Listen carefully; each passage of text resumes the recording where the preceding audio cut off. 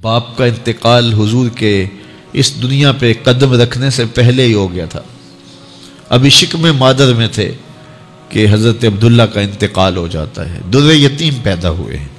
6 سال کی عمر میں ابوا کے مقام پر ریت کے ٹیلے آئے تو وہاں سیدہ آمنہ کی طبیعت خراب ہو گئی اور پھر لمحے بھی زندگی کے آخری ہیں. سیدہ آمنہ نے محسوس کر لیا کہ یہ میری آخری سانسیں. سیدہ پاک نے حضور کے سر پہ ہاتھ رکھا اور روتے ہوئے کہا کہ بیٹا ہر نئی چیز نے پرانا ہو جانا ہے، ہر باقی نے فنا ہو جانا ہے. میں بھی جا رہی ہوں وَذِكْرَ بَاق وَوَلَدْتُ تُحْرَا، لیکن میرا ذکر نہیں مٹے گا، اس لیے کہ تیرے جیسا ستھرا بیٹا چھوڑ کے جا رہے ہیں. یہ آخری لفظ تھے سیدہ پاک کے کہ سیدہ آمنہ سلام اللہ علیہا کا انتقال ہو گیا.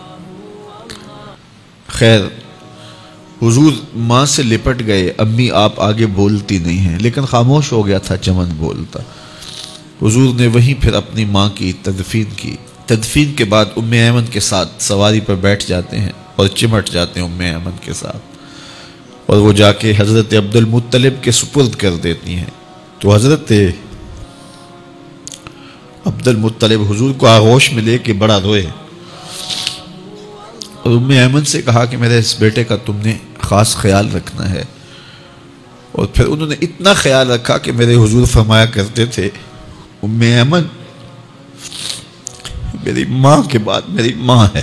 2 سال کے بعد حضرت عبد المطلب کا بھی انتقال ہو گیا. ابن حشام کے یہ لفظ سینہ چیرتے ہیں کہ جب امیر قریش کا جنازہ اٹھا تو سارا مکہ جنازے کے لیے امڑ آیا، لیکن لوگوں نے 8 سال کے ایک بچے کو دیکھا جو دیواروں سے لپٹ لپٹ کے رو رہا تھا. آج یہ سہارا بچھن گیا تھا. پھر چچا کی کفالت میں آئے. پھر ایک وقت آیا کہ وہ بھی اس دنیا کو چھوڑ گئے، اور اسی سال حضور کی اہلیہ کا انتقال بھی ہوا، اور اس سال کا نام عام الحزن، دکھوں کا سال رکھا. اہل مکہ نے جو سلوک کیا وہ کسی سے بھی مخفی نہیں ہے. پتھر مارے، گڑھے کھودے، کانٹے بچھائے، اجریاں ڈالی، اپنے گھروں کے کوڑے لا کے حضور کے گھر کے سامنے رکھ دیے.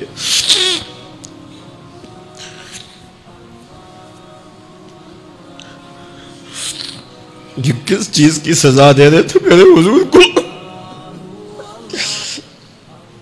میرے حضور علیہ السلام نے پھر طائف کا سفر کیا کہ شاید وہ لوگ میری بات کو سن لیں،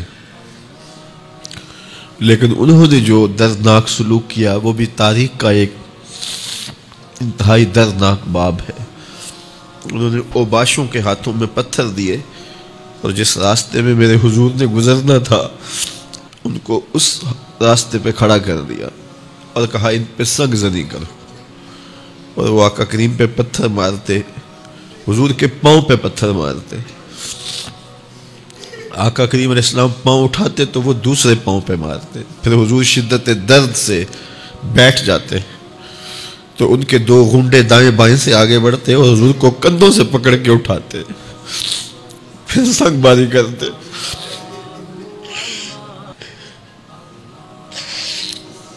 نالین حضور کے خون سے بھر گئے. عذاب کے فرشتے حضور کے پاس آئے کہ اگر آپ بد دعا بول دیں تو ابھی ہم ان پہاڑوں کو جوڑ دیتے ہیں اور یہ طائف کے لوگ پس جائیں گے ان پہاڑوں کے درمیان. آسمان سے پتھر اتریں گے، ان کے سر کچل دیے جائیں جنہوں نے آپ کو دکھ دیے. اب صحابہ جو ساتھ تھے انہیں بھی شدید آرزو تھی کہ حضور ان کے لیے بد دعا کریں، انہوں نے بڑا دکھ دیا. تو پھر حضور کے ہاتھ اٹھ گئے. صحابہ کا خیال یہ تھا کہ ابھی حضور کی زبان کھلے گی اور بد دعا کے لفظ نکلیں گے اور یہ پیس دیے جائیں گے. لیکن جب وہ لب کھلے، وہ پتلی پتلی گلے قدس کی پتیاں، وہ لب ہائے دور جب کھلے تو لفظ کیا تھے؟ اے اللہ میری قوم کو ہدایت دے دے، یہ مجھے جانتی نہیں. اور کہا کہ مجھے ان کی نسلوں سے ایمان کی توقع ہے.